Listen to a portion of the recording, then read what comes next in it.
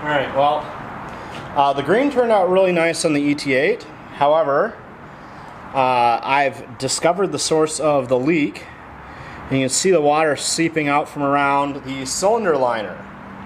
So the aluminum base of the engine is expanding and loosening the seal around that steel cylinder liner that doesn't expand as much. And then as the engine cools, the steel shrinks faster than the aluminum, and it's just widening all those gaps and gushing water out. So I'm going to have to inspect all those seals in there and either live with it or come up with a better sealant system for that cylinder liner.